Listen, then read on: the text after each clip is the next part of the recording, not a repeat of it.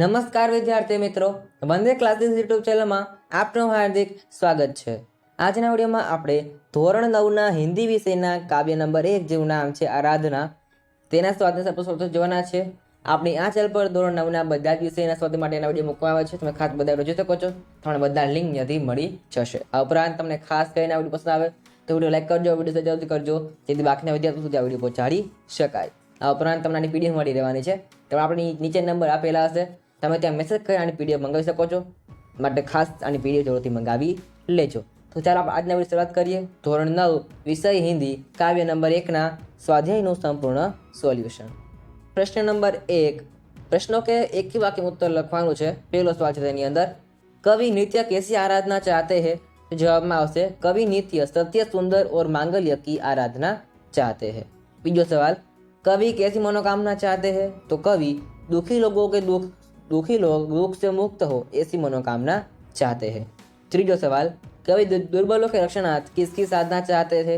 तो जवाब में आवश्य कवि दुर्बलों के रक्षणार्थ शक्ति की साधना चाहते हैं, किसकी शक्ति की साधना चाहते हैं। चौथा प्रश्न है, कवि किसकी अभ्यर्थना करते हैं? तो जवाब में आवश्य कवि सबके जीवन में नया प्रकाश आने की अभ्यर्थना करते हैं। पांचवा सवाल, कवि कैसी बंधुता की कामना करते हैं? जवाब में आवश्य कवि ऐसी बंधुता की कामना करते हैं जिसमें सब स्वतंत्र होकर भी भाईचारे की भावना से जुड़े रहे।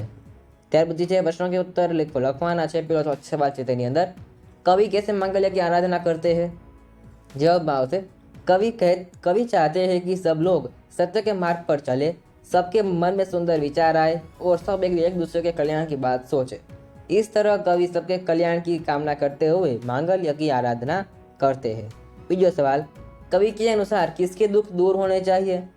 उत्तर, कवि के अनुसार उन लोगों के दुख का छुटकारा पाने का उन्हें कोई मार्ग नहीं सूझता, उन्हें दूसरों की सहानुभूति नहीं मिलती, वे स्वयं अपने दुखों से मुक्त नहीं हो सकते, ऐसे उपेक्षित और असहाय लोगों के दुख दूर होने चाहिए। त्यार पछी छे प्रश्न नंबर 3, कवि की क्या अभ्यर्थना है? तो जवाब में आवश्य कवि की अभ्यर्थना है कि मनुष्य के जीवन में नया प्रकाश आए, नई चेतना का अनुभव करे, उसके हृदय में सुंदर विचार हो, उसकी सभी आशाएं पूरी हो, वह मनुष्यता की पूजा करे और सब लोग वीर बने। त्यार पछी छे कवि भेदों को नाश करने की बात क्यों करते हैं? जवाब में आवश्य संसार में उच्च नीच, जाति पाति, अमीरी गरीबी आदि के कई भेद है। उन भेदभावों के कारण मानव समाज में ईर्ष्या, द्वेष और संघर्ष है। इनके कारण मानव एकता में बाधाएं आती है और हमारा विश्व बंधुत्व का सपना पूरा नहीं होता। इसलिए कवि इन भेदों को नाश करने की बात करते हैं।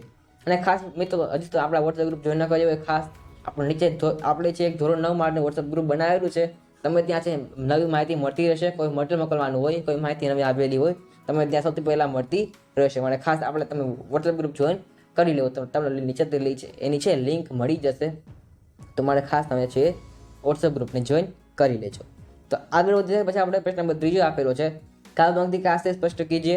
તેમાં તમને પંક્તિ આપેલી છે, देह मंदिर चित्त मंदिर एक ही है प्रार्थना, सत्य सुंदर मांगल्य की नित्य हो आराधना। तेनो आस्ते તમે આ રીતે સ્પષ્ટ કરી શકો કે જવાબમાં લખી શકો, कवि वसंत बापट उदार हृदय और उच्ची दृष्टि के कवि है, उनके चित्त और देह की एक ही प्रार्थना है कि लोग अच्छा काम करें और सत्य के मार्ग पर चले, उनके हृदय में सुंदर विचार हो, जो स्वार्थ त्याग कर सबके हित की बात सोचे। બીજી પંક્તિ આપી રહી છે, भेद सभी अस्त होवे बेर और वासना, मानवों की एकता की पूर्ण हो कल्पना, मुक्त हम चाहे एक ही बंधुता की कल्पना। तेनो आशय में लखी सको कि आज दुनिया में जाति भेद, वर्ण भेद, रंग भेद आदि कई भेद बने हुए हैं, ईर्ष्या के उच्च नीच का अंतर बना है, इसलिए मानव जाति में एकता नहीं है, संसार में अशांति और संघर्ष का कारण भेद ही है। जब तक इन भेदों का नाश नहीं होगा तब तक मनुष्य जाति एक नहीं होगी। त्यार पछी काव्य पंक्ति पूर्ण करवानी है। તમે આપ્યું છે અહીંયા, દેહ મંદિર ચેત મંદિર એક ही ખાલી જગ્યા પૌરુષ की साधना। તમે જે આખી કાવ્ય પંક્તિ સ્ક્રીન પર જોઈ શકો છો। બીજું તમને આપેલું છે અહીંયા, જીવન में नव तेज हो खाली जग्या बंधुता की कामना। તમે તેનો જવાબ છે સ્ક્રીન પર તમે અહીંયા જોઈ શકો છો।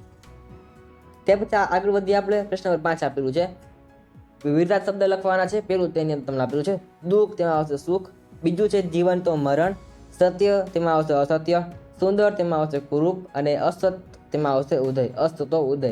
આમ તમારે છે અહીંયા આપેલા છે વિરોધી શબ્દ, તો આજના વિડીયોમાં આપણે છે ધોરણ 9ના હિન્દી વિષયના કાવ્ય નંબર 1 જેનું નામ છે આરાધના. તેના સ્વાધ્યાય તો આપણે થોડું સોલ્વ જેવું છે. આવી રીતે બાકીના વિડીયો બનાવ્યો છે સ્વાધ્યાય માટેના વિડીયો તમે જે ખાસ બધા જોઈ શકો છો. તમને બધા લિંક નીચેથી મળી જશે. અને ખાસ તમે આપણા વોટ્સએપ ગ્રુપનો જોઈન ન કર્યું હોય તો ખાસ તમે તેને જોઈન કરી લેજો. તમને ત્યાંથી ઉપયોગી માહિતી મળતી રહેશે. તમને બધા લિંક નીચેથી મળી જવાની છે. તમને ખાસ તમે વિડીયો લાઈક ન કર્યો તો ખાસ વિડીયો લાઈક જરૂરથી કરી દેજો. તો ફરી મળીશું એક નવા વિડીયો સાથે. આજના વિડીયો માટે આટલું જ. મળીશું નેક્સ્ટ વિડીયોમાં. Thanks for watching. All the best.